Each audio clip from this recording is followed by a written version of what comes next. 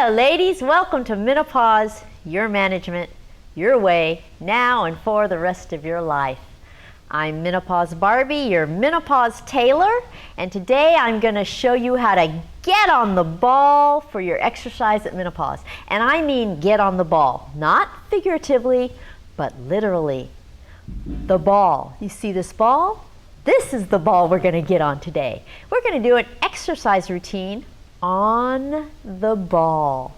You see, these balls are really great, and you can find these balls in different sizes. This one is fairly large because I'm fairly long. And there are shorter ones, smaller ones for people who are shorter or for people who just have more of a comfort level on a smaller ball. So the first thing you do when you're going to get on the ball is pick the ball of the right size for you. And make sure that when you sit on the ball, there's almost a right angle between your thighs and your lower leg when you sit on the ball. You don't want a ball that has you so high up that you have to straighten your legs to touch the ground, and you don't want a ball that has you sitting on it with your knees up in the air because you're so tall and the ball is so small. So the first thing is get the ball of the right size. And then, once you get the ball of the right size, just sit on it. See, everything you do has many different levels of difficulty. And the goal with getting on the ball is challenging yourself, but not hurting yourself. So, as I sit on the ball now with both hands on the ball, my butt on the ball, and both feet on the floor, I have 5 points of contact. So I feel very stable. And you know, once you sit on the ball, bounce a little bit. It kind of feels really good. It's nice and fun, it's easy, you're not going to fall, the ball won't even move if you're holding on to it. But then you might want to see if you can take your hands off the ball. And if you can take your hands off the ball, you now only have 3 points of contact because your feet are on the ground, your butt is on the ball, and now you have to balance. Now, you can do all kinds of things on the ball like this. You can sit at your desk and work, and this is so fantastic for your posture. You know, this ball makes you sit up straight, so this is a great thing to do at home. You can watch TV sitting on the ball, all kinds of things. So sit on the ball. And then maybe you want to move a little bit on the ball. Do you see how I'm taking the ball in a circular motion? It causes me to move my hips, my feet stay on the ground, and you do have to balance in order to rotate the ball around in circles. And it's kind of like, I guess, dancing on the ball. Now, once you're comfortable with that, you can see if you're able to lift up 1 foot off the ground. So, you might want to hold on with your hands. So you put your hands back on the ball, 5 points of contact, lift up 1 leg. Whoa. You see that? You will feel a change in your balance, and you will realize that you have to compensate for that lifted foot. That feels different, and you'll start seeing where your center of gravity is when it comes to balancing on the ball. So try 1 foot, try the other, see if one side's easier for you, and get comfortable with that. And then once you're comfortable with that, try taking both hands off the ball and lifting 1 foot off the floor. And now that is a whole different level of difficulty because you really have to tighten your belly and you have to pay attention to your posture, and the goal is to try to keep the ball as still as possible. Now see if the other foot is as easy. You know, most of us are pretty lopsided. Really bluntly, we're pretty lopsided. And one side will be easier than the other side. So you know, when you were a kid and you would do little things and say, "Look, Ma, no hands." So already on the ball, you can go, "Look, Ma, no hands." And then you can say, "Look, Ma, 1 foot." "Look, Ma, the other foot." See, that's fun. So this is how you play on the ball. You just keep making things a little bit more difficult and see how well you do with each level of complexity. Now, when you get to the point of being able to take one foot off the floor and the other foot off the floor, try this. Put your hands back on the ball and see if you can raise both feet off the floor and balance on the ball. You're going to find that that is harder. And then, why don't you see if you can raise both hands and both feet off the ball and just balance. Now it's going to move a bit, that's okay, but see if you can keep your balance while you sit on the ball. And when you can do this, you have got some really good balance. You see how fun this is? Now see, this is the kind of thing you would do if you were a kid. I think I'm still a kid because I love doing things like this, and I'm always finding things and creating things and discovering things that I can do on the ball. So now let's switch gears. So once you get comfortable sitting on the ball, let's see if you can do something else. Let's try kneeling on the ball. So the way you kneel on the ball is you hold the ball with both hands, then you bring one knee up onto the ball and make sure you dig your toes into the back of the ball because that gives you another point of contact. That'll stabilize the ball. Once you get one knee and the toes on that side on the ball, try dragging your other knee up and do the same thing. Put your knee on the ball and dig your toes into the ball. Now see, that gives you some stability. The ball will move a little bit, but you've got the ball kind of pinned down. And when you think of it this way, in a way you have 6 points of contact because you have both hands, both knees, and both sets of toes. So you've got 6 places that are touching the ball. Now, once you're kneeling on the ball, why not play around a little bit? Now, I am pretty crazy. And I'm always trying to do kooky things on the ball. So maybe, if you're really brave and if you're really ready and you're able to do all the other things I've already demonstrated, maybe you want to see if you can lift up one leg and extend it behind you. And if you can do that comfortably, maybe you want to lift up one arm and extend it in front of you. And then if you're as crazy as I am, maybe you want to see if you can rotate your arm and your leg out to the side. Now I'm using my core. This takes balance, and that's all you have to do. But you build up to this. This is an advanced move.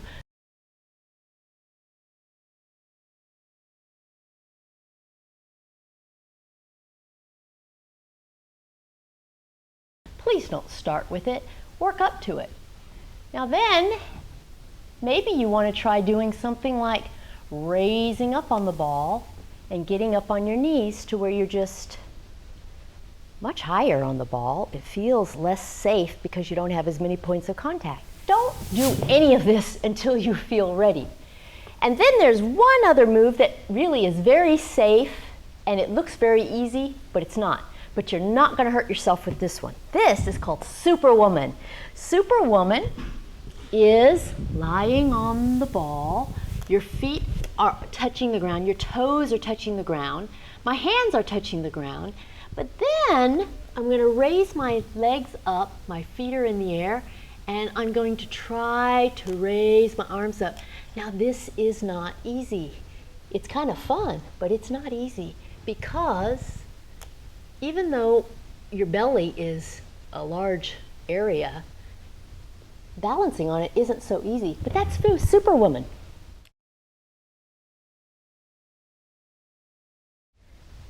So, here's something else you can do. You know how people do weights? And you've seen people do bicep curls. And there's the overhead press. And there's the tricep press. Why not do it on the ball? Because when you do it on the ball, you incorporate balance into your weight workout. You see, I like adding things. I like compounding my workouts so that I get 2 benefits for every activity. That's something that I think is very, very, very good for you. And it keeps you from having to use heavy weights, and it keeps you from having to use a lot of speed and momentum, because when you're balancing, you do not want to be moving a lot. You want to be holding your posture. So I'm going to use light weights. These are 8 pounds each, and you can use 3 pounds, 2 pounds, just light weights. When you do this on the ball, it isn't about the weight. It's about coordination, and it's about balance. So use a lighter weight than you would if you were just standing on the ground and doing a bicep curl or any of these weight workouts, because if you're struggling with the weight on the ball, you're gonna fall. You don't want to struggle with the weight. You want the weight to be easy. So here's how you do a bicep curl on the ball. Instead of having your feet on the floor, bring your feet and put them up on the ball. I mean, look at that. You still have your feet bracing you, but not on the floor. They're bracing you on the ball. So the ball's going to move a little bit. But do you see how this requires balance? And above all, keep your posture, keep your back straight, sit up, and then you can do a bicep curl. And you will immediately feel what it takes in terms of balance to keep the ball from wobbling. And if you really want to have fun, you can coordinate your foot and your arm. So you can extend your knee when you bring your bicep up, and then extend your knee when you do your bicep curl. Do you see this? I'm just moving a knee and an elbow on opposite sides from one another. I'm moving them at the same time and very slowly, and all the while I have to keep the ball still enough to balance on it. Very fun. Now, you can do the very same thing with your shoulder press.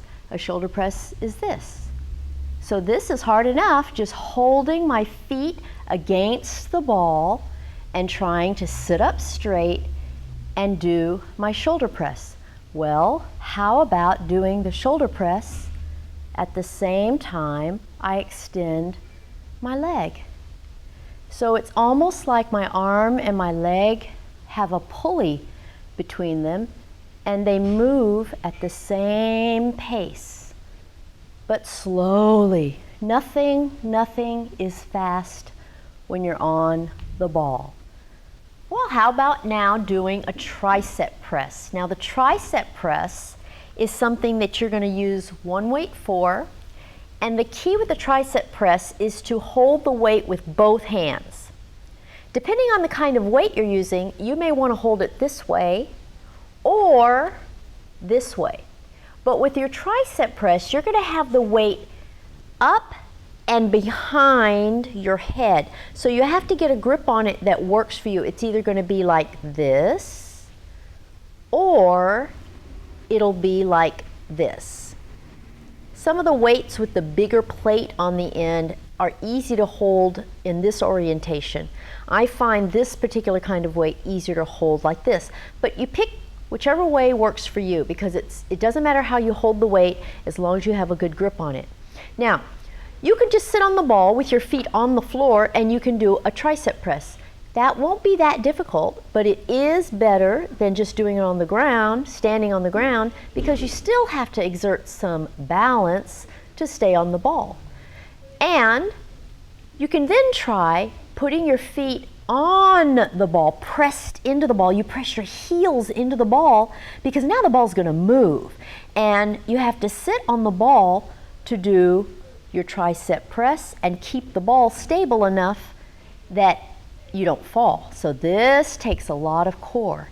And then if you're crazy like I am, you can try coordinating your knee extension with your elbow extension. So my elbow goes straight and my knee goes straight at about the same time, same pace.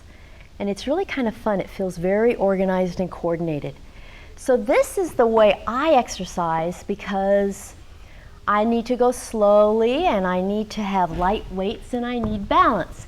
And I'm going to bet that you need the same thing even if you haven't realized it yet. So these are my exercises on the ball. Pretty cool, huh? Now there's one more. And this one isn't on the ball, but it's using the ball. And it involves making sure the ball does what you want it to while you're doing your weight workout. So this is another bicep curl. And this time I'm going to stand on the floor. It involves standing on one foot and taking your other foot and putting it on the ball behind you, not really on the ball, just on the side of the ball. Because watch what I'm going to do with the ball as I do my bicep curl. I'm going to bring my elbows up at the same time that I push my foot back, pushing the ball with it. I'm going to bend my standing knee a little bit, and I'm going to then bring it all back in and let my arms come down. So what I'm doing is a bicep curl, pushing the ball back, and then bringing it all back in. It's a slow, coordinated movement, and it's all about keeping everything where you want it. So you want that ball to go straight back and straight forward as opposed to wobbling all around. That's where the control comes in.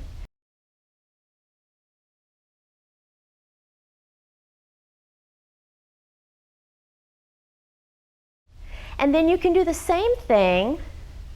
I'm going to switch my feet. But you can do the same thing as with a row. And so instead of doing a bicep curl with my arms, I'm going to push the ball back as I bring my arms up, and I'm doing a row motion. So this is another exercise. You see, what I do is fairly gentle and very slow, and it's the same things everybody else does, but I'm doing them in a way that uses the ball, and I think it's more fun.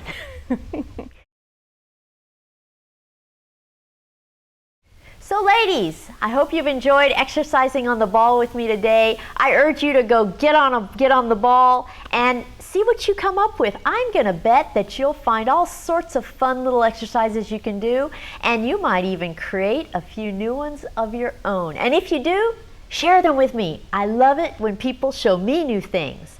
And I bet that if you and a few of your girlfriends get on the balls, you will have all sorts of fun together, and you'll probably have a great little workout. So that's it for today. Be sure to come back next week, and in the meantime, follow me on Facebook, Twitter, and Instagram, and sign up for a seminar. You've got to get this education, no matter how you have to do it. Sign up for a seminar, get my DVD, read the book, do whatever you have to do. Let's be prepared for menopause in advance. Not one woman on the earth will ever avoid becoming menopausal. So we all need to take control of this and be ready. So I'll see you next time. Thanks for getting on the ball with me. Bye.